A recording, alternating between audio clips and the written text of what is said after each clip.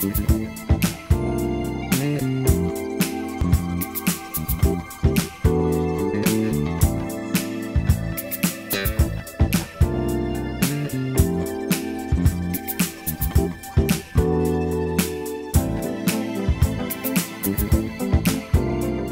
le plateau de Laval en Mille et une cultures, Baguidi Bonga et Jocelyne Saint-Léger.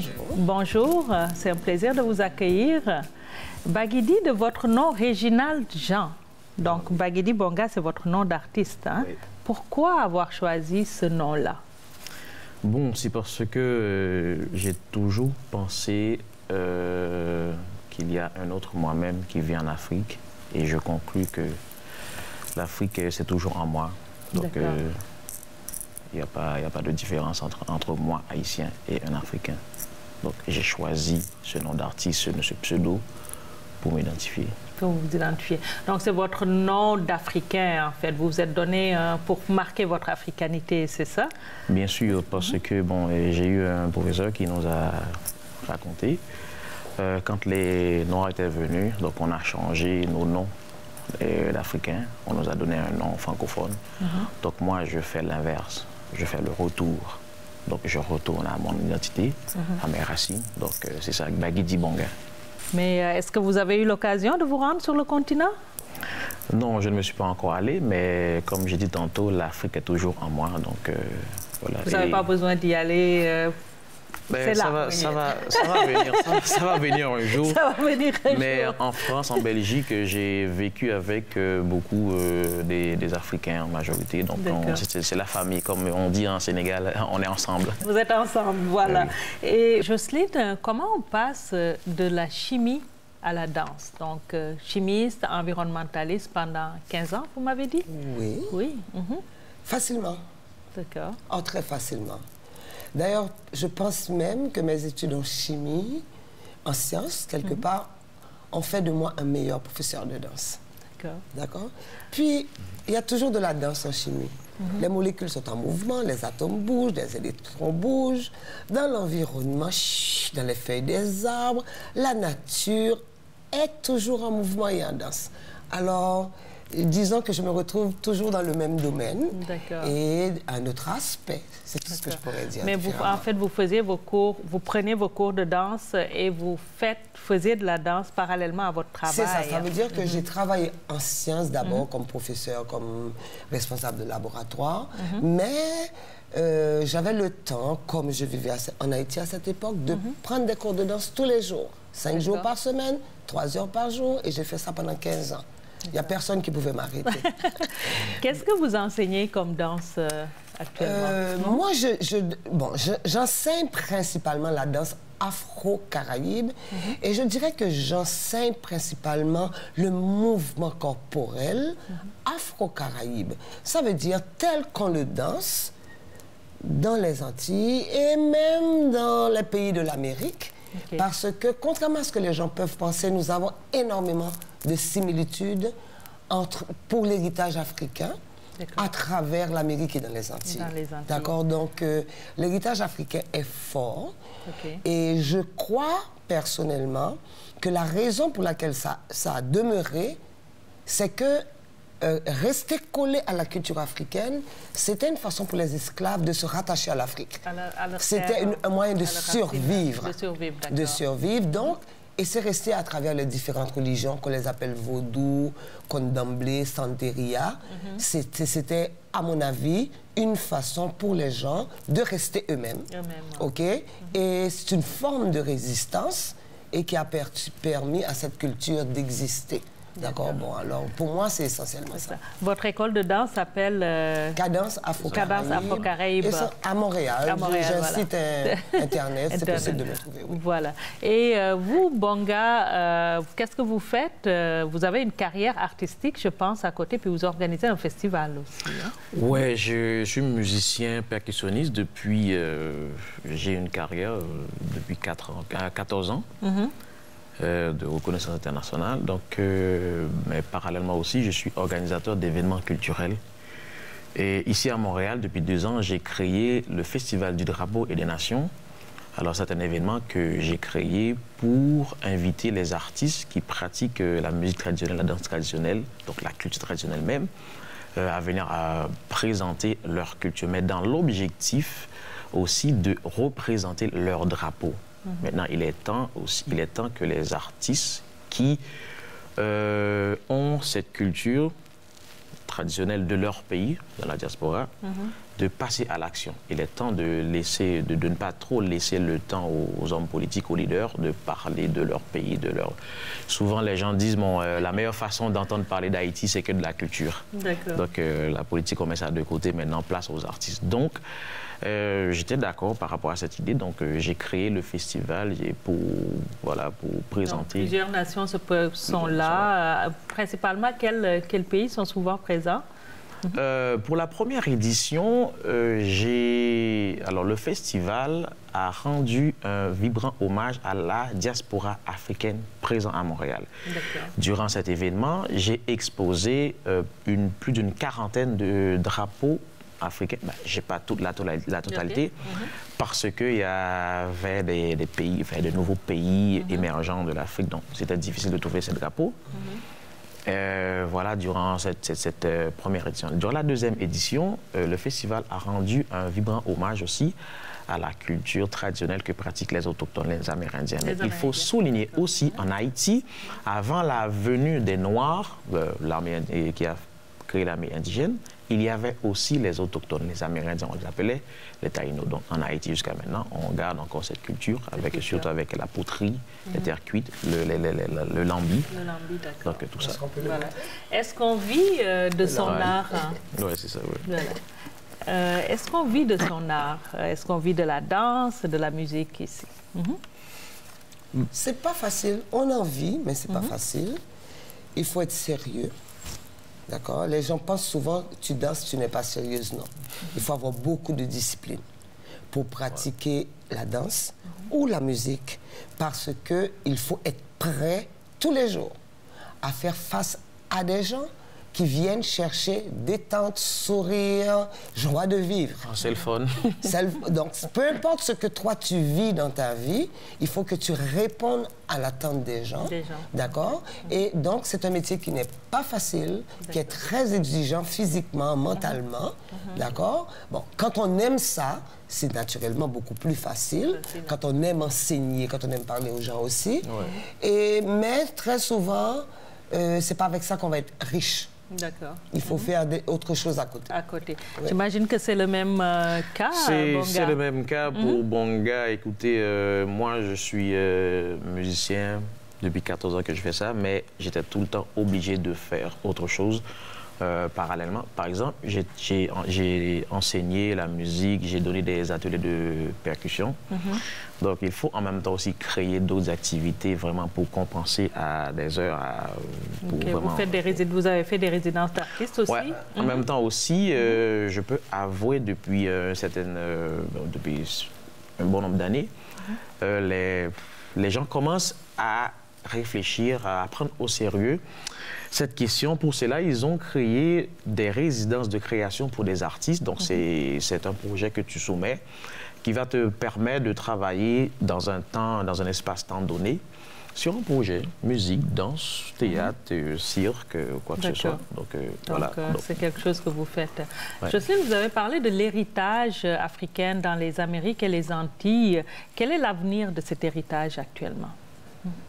Je pense qu'on fait tous face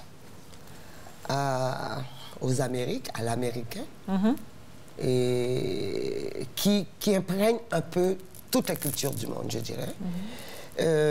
Mais ce qui permet, mais en dépit de cette mainmise, je dirais, globalement sur la culture, je pense que l'héritage africain a marqué l'Amérique, qui a marqué même, par exemple, toutes les danses sociales qu'on danse, salsa, cha-cha, merengue, etc. C'est un héritage africain. La façon de bouger le corps, c'est un héritage africain.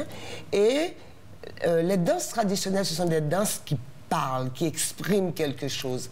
Et je pense que, personnellement, je travaille beaucoup à porter ces danses-là dans la modernité, parce que ce sont des danses d'expression corporelle. Corporelle.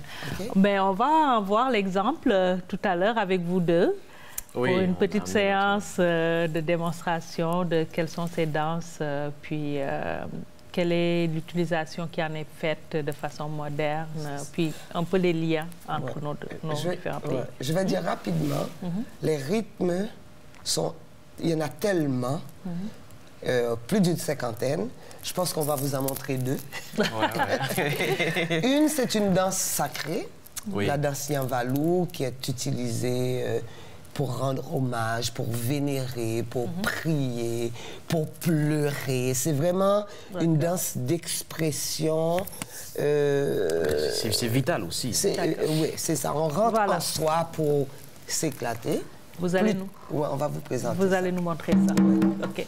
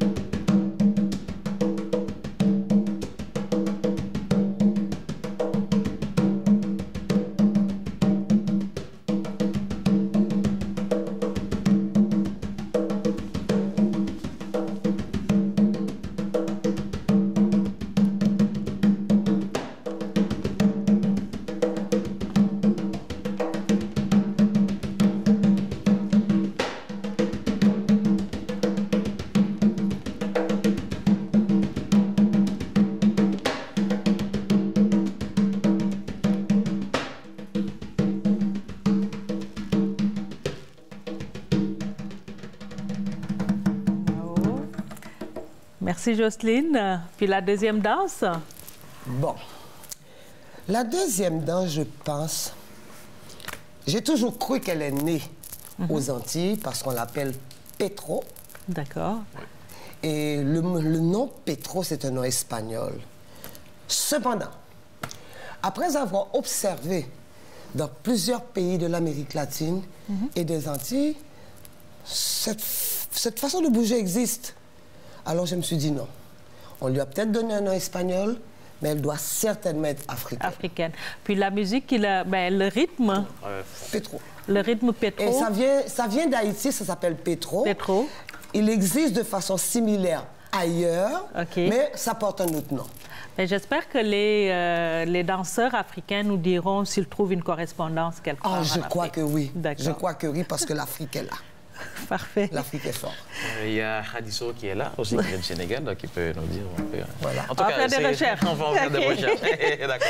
Mais cette danse avec les épaules aussi, beaucoup, je dois faire remarquer que très souvent, il y a un stéréotype qui dit que quand on parle de danse africaine, on parle de c'est taper, c'est sauter. Non, c'est pas vrai. Ou c'est le bassin. Oui, ou c'est le bassin. Voilà. C'est très varié, la danse africaine. Et on bouge vraiment tout le corps. Et chaque danse veut dire quelque chose. D'accord? Donc, on enlève les stéréotypes, on met la variation où ça va. Ça va. OK? Et la danse avec les épaules, c'est vraiment très africain. Très africain. Et la lenteur, la douceur aussi existe dans les danses africaines. Donc, on y va avec la danse...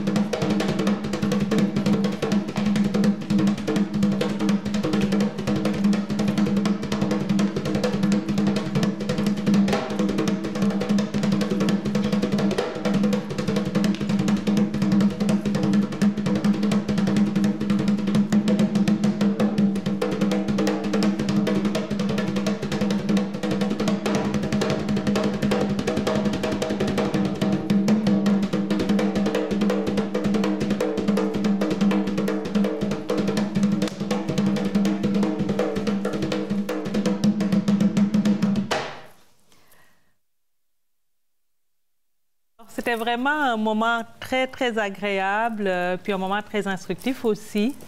de voir toute cette richesse qui unit les deux continents, l'Afrique et l'Amérique, portés par des millions d'esclaves, puis qui restent, puis qui s'expriment aussi dans les danses même européennes, vous m'avez dit. Certainement. Oui. Ça veut dire, si on danse la salsa aujourd'hui, petite anecdote, salsa veut dire sauce. D'accord. Et la danse, le mot salsa vient du fait que un jour, on a demandé à des Cubains qui dansaient comment s'appelait leur danse. L'Europe en général catégorise tout. D'accord? C'est bien, mais ce n'était pas le cas pour cette danse-là. Et comme les gens dansaient toutes leurs connaissances traditionnelles et leur culture qui existait à travers leur musique et leur danse, ils ont dit, ben, ça s'appelle une salsa, pour vouloir dire sauce. Et le mot salsa vient de là.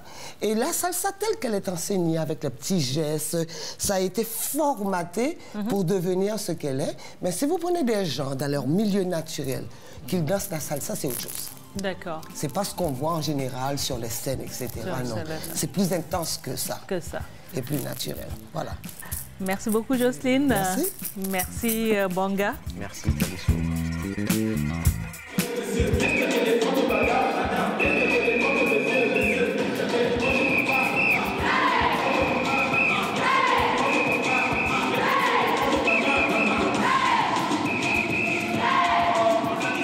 Je suis avec Richard de Djamboula Fitness, un phénomène qui fait fureur actuellement. D'abord, Richard, c'est qui Richard d'abord? Alors, Richard pour les intimes. Sinon, mon nom c'est Richard Lobonnet. Lobonnet, d'accord. Voilà, Richard Lobonnet, originaire de la Côte d'Ivoire. Et puis au Canada depuis 2002. Et voilà, donc c'est ici au Canada que j'ai créé ce que vous avez appelé le Djamboula tout à l'heure, qui est un concept de mise en forme, en fait, à base de danses d'origine africaine. D'accord, mais vous êtes instructeur de... C'est ça, à la base, je suis instructeur de cours de groupe. Donc, c'est préparateur physique, entraîneur de cours de groupe. Voilà, vous avez fait sensation quand vous avez décidé de pelleter la neige, je pense, en dansant oui, avec ça a été notre vidéo la plus répandue, ça? Exactement, oui, voilà. Avec mes deux frères. On voulait déneiger un parc pour enfants et puis...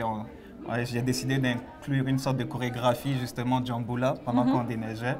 Et puis, ça a été comme un gros succès sur les réseaux sociaux. D'accord.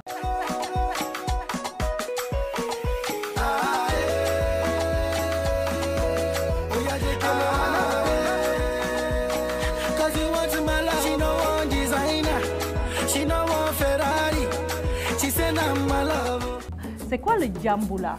Alors, oui. Djamboula, d'abord, le nom a été inventé par nous-mêmes. D'accord. Voilà, mais c'est un nom qu'on a créé. Donc, est-ce que vous l'avez breveté? Il a été breveté, bon, c'est ça. La marque de commerce est enregistrée en mon nom et tout. D'accord. Et puis, voilà, donc le Djamboula, en fait, c'est, pour faire court, ce sont des petites séances de mise en forme qui vont permettre, en fait, d'utiliser toutes les danses d'origine africaine. Donc, quand on dit d'origine africaine, c'est aussi les danses non seulement africaines, mais les danses qui ont voyagé avec l'histoire de l'Afrique. Voilà, donc ils sont hors du continent. Du soca, du R&B, du zouk, Martinique et tout. Voilà, donc on utilise ces danses-là pour se mettre en forme physiquement. Donc, vous allez voir tout à l'heure, c'est vraiment comme des petites chorégraphies très simples que tout le monde peut faire, mais qui sont super intenses parce que ça vient solliciter justement beaucoup de muscles du corps. Et puis, tout ça, on essaie d'enrober tout ça avec beaucoup d'esprit festif. On se laisse aller, on rigole, on crie, on s'amuse, de telle sorte que les gens qui viennent au cours de Djamboula, en fait, ils ne se rendent pas compte qu'ils sont en train de travailler intensement. Et puis là, c'est plus le plaisir qui prend place, en fait. Donc c'est ça l'esprit Djamboula. Djamboula, donc il y a le fitness, il y a la musique, donc c'est aussi comme un cours de danse, j'imagine. Exactement. Et il y a l'enjaillement. L'enjaillement. L'enjaillement, c'est quoi l'enjaillement pour le commun des mortels? L'enjaillement, c'est vraiment l'esprit, c'est l'esprit festif, c'est la bonne humeur en fait. C'est un mode de vie, c'est-à-dire c'est le fait de mettre du plaisir dans tout ce qu'on fait. Par exemple, si tu décides de manger ton repas le plus, que tu adores le plus, on dit que tu t'enjailles dans ton repas. Si tu profites voilà, du bon moment, c'est ça. Donc c'est un état d'esprit que même si tu pars travailler le matin, il y a des gens qui se réveillent, ils sont de bonne humeur parce que ce qu'ils vont faire, ils adorent ça. C'est ce qu'on appelle l'esprit d'enjaillement. Et puis au Djamboula, c'est ce qu'on cultive, c'est-à-dire on vient s'entraîner, mais vous allez voir les gens qui sourient, qui rigolent après le travail, qui viennent, qui se lâchent, qui crient. Voilà, donc c'est cet esprit d'enjaillement-là qu'on instaure dans le cours, de telle sorte que quand on commence la semaine avec un cours de Djamboula, toute la semaine, tu es vraiment comme heureux, là. Tu es sur le beat de la bonne humeur. Et qu'est-ce que vous utilisez comme chorégraphie? Je pense que tu puises beaucoup dans la musique ivoirienne. Hein? Disons africaine en général. Voilà, c'est ça. J'essaie d'utiliser en fait les musiques tendances, les danses tendances. Voilà. Quand il y a une nouvelle danse qui sort sur le continent africain, que ce soit une danse de Ndombolo au Congo, ou une danse de coupé décalé en Côte d'Ivoire, je vais tout de suite utiliser ces danses-là pour créer une chorégraphie rapidement, pour que les gens, en fait, c'est ça qui est cool du Djamboula, c'est que on s'entraîne, mais on essaye de rester aussi à la page de tout ce qui est nouveauté en matière de musique, en matière de danse. D'accord. Voilà. Mais spécifiquement, qu'est-ce que vous travaillez comme partie du corps? Alors, le Djamboula, et en général, les danses d'origine africaine, c'est ce qui fait un peu la beauté de ces danses-là, c'est que ce sont des danses qui viennent solliciter pratiquement tous les muscles du corps. Je vais, pour les spectateurs, je vais faire un petit exemple. Regardez. Quand on fait, par exemple, ça, c'est un mouvement de danse afro. Tac, tac, là, là. Donc, c'est un mouvement, déjà, quand on s'abaisse, ça fait travailler les mollets, ça fait travailler les quadriceps, ça fait travailler les jambiers en arrière, ça va faire travailler également les muscles abdominaux, les pectoraux et puis les bras aussi, donc les biceps, les triceps. C'est vraiment assez complet comme danse, les danses d'origine africaine. Donc quand on sort de là, c'est comme tout ton corps qui a travaillé pratiquement. Et puis bien sûr, comme il y a toujours la joie, vous allez voir, les gens sont toujours en train de sourire, donc ça fait travailler les dents aussi. Mais il y a aussi une valeur cardio quelque part. Absolument, absolument. C'est assez intense, c'est assez cardio. Donc pendant 1h30 de temps, non-stop, bam, bam, bam, bam, bam, ça bouge pas mal. Ça fait travailler le rythme cardiaque et tout. Et puis à la fin, c'est tout le corps complet qui a travaillé. Ton concept est pas mal mobile aussi, parce que je pense que tu es à Montréal, tu es à Laval. Exactement. Est-ce que tu es à d'autres places? Toi, tu te déplaces pour aller donner tes cours? Non, en fait, c'est ça. C'est qu'au début, j'étais tout seul. Donc, je me déplaçais pour aller donner. Et puis, le business maintenant, c'est de pouvoir former des professeurs qui, eux, donnent dans leur région. Donc, aujourd'hui, vous allez trouver du Djamboula aussi bien dans la ville de Québec, à Ottawa, à Gatineau, ici à Montréal, dans les rives sud, Longueuil, Laval, en France à Paris. Oui, ça commence, hein, les Martinique, exactement, New York City, en Côte d'Ivoire, à Dakar peut-être. Dakar, on est en train de former le premier professeur à Dakar. Voilà. Donc c'est ça, on essaye de répandre un peu parce que c'est la santé, c'est la joie de vivre, c'est la bonne humeur. Donc il faut que le monde entier puisse en fait s'ouvrir à cela et puis c'est que du positif en fait. Mais vous, personnellement, c'est votre concept, c'est en train d'exploser un peu partout. Vous l'avez breveté, donc vous fonctionnez comment? Est-ce que c'est des franchises? Est-ce que c'est des collaborations? Comment ça évolue? On peut dire des mini-franchises parce qu'en fait, c'est ça. Les gens, ce qu'ils font, c'est qu'ils s'abonnent à recevoir des chorégraphies. Donc, on fait leur formation, ils deviennent instructeurs de cours de groupe et puis ils payent un certain montant pour recevoir les chorégraphies chaque fin de mois. Donc, ils ne se cassent pas la tête. Voilà, ça dépend de la région, le prix, mais ils reçoivent les chorégraphies et puis ils appliquent ça dans leurs cours à eux. Voilà, c'est comme ça que ça se passe. Donc, le Djamboula se propage un peu partout. Exactement. En Afrique, ici au Québec et aux États-Unis? Exactement, aux États-Unis et en Europe également. Comment vous voyez où dans 10 ans, 20 ans? Votre évolution, vous la voyez comment? L'évolution, bien en fait, notre objectif, c'est un peu, il y a un modèle qui existe qui s'appelle la Zumba. On essaye de copier le modèle de la Zumba qui est un succès dans leur domaine aussi. Donc, c'est un bon exemple qu'on suit. Et donc, pour nous, c'est essayer de faire djambouler un peu la planète. Voilà, notre rêve, c'est ça, faire djambouler la planète. Moi, je dis toujours, je serai vraiment comme satisfait quand je vais savoir que les Chinois sont en train de djambouler. Et puis, ça arrive là, parce qu'on est en train de former notre premier instructeur qui vit en Inde. Il y a un en Russie. Aujourd'hui, c'était un gars d'Israël qui m'a contacté pour faire la formation. Donc, je pense que c'est justement ça, le fait que ce soit beau à voir comme danse et puis le fait que ce soit sain, qu'on ne transporte que du positif, aussi bien dans le physique comme dans la bonne humeur, dans l'esprit et tout. Je pense que c'est ça qui plaît un peu aux gens. D'accord. Mais Richard, on va aller vous voir djambouler. Let's go! Puis, on va vous suivre faire djambouler la planète. D'accord, super. Bienvenue.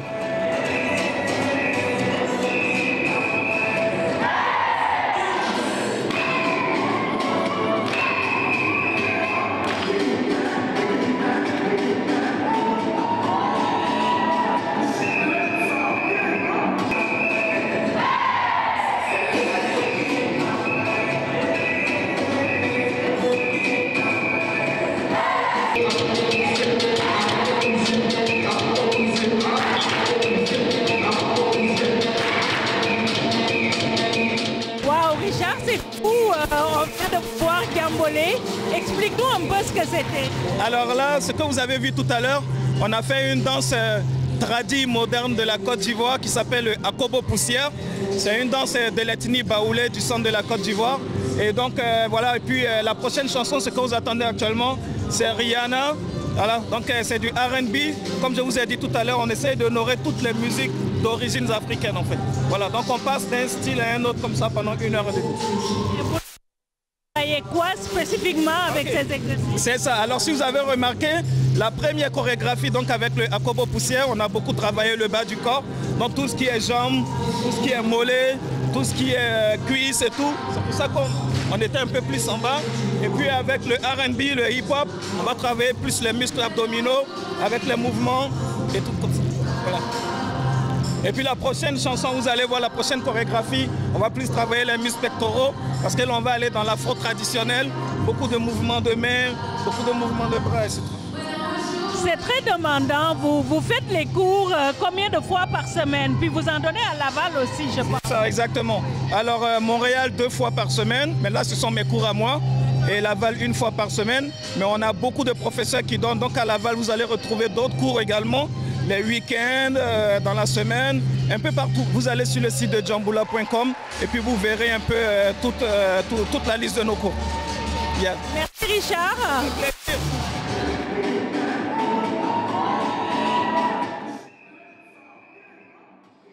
Je suis avec Manon qui fait du Djambola avec Richard.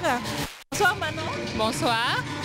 Vous êtes africaine de quelle origine? Du Congo. Oui. Vous aimez ça, l'enjaillement comme dit Oui. Vous faites ça depuis combien d'années? 1 an. Je vais prendre des cours pour enseigner le Djambola, mais présentement j'enseigne la Zumba adaptée. Ah, vous faites la Zumba adaptée.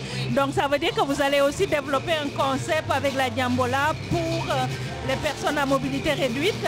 Exactement. Surtout que la Djambola, ça vient rejoindre quand même mes racines de l'Afrique, ça me tient à cœur, donc oui, effectivement.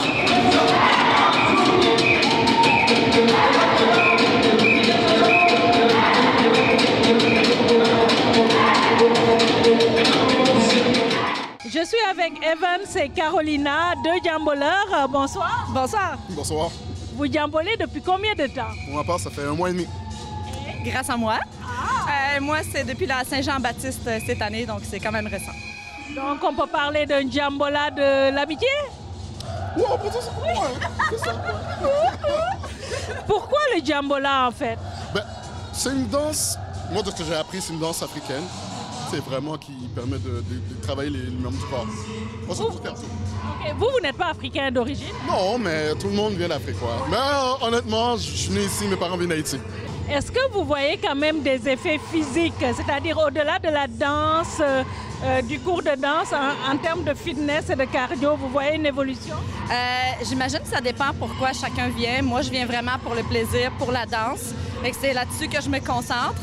Probablement qu'ailleurs, je ne fais pas attention aussi. Donc, je me concentre vraiment sur le plaisir. Mais c'est sûr que ça nous garde en forme. Certain.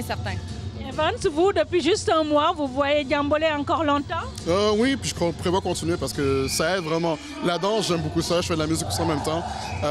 Côté fitness, ça aide vraiment avec le corps. Puis j'ai pas besoin d'aller au gym pour m'entraîner souvent. Là. Ça suffit là, pour de vrai. Ouais. Une façon de joindre l'utile à l'agréable. Ouais, c'est ça.